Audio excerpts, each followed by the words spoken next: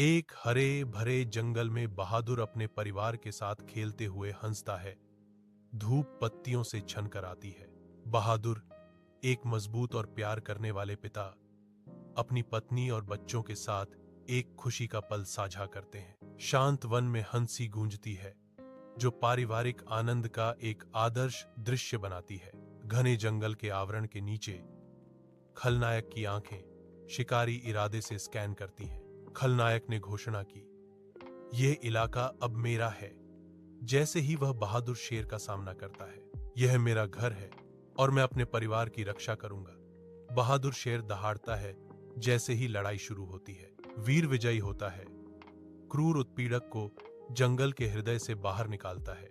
एक आनंदमय विस्फोट जैसे नायक का परिवार उसे कसकर गले लगाता है। उनकी राहत स्पष्ट है। उत्सव में एकजुट होकर उनके बंधन मजबूत होते हैं, जो प्रेम और बहादुरी का प्रमाण है।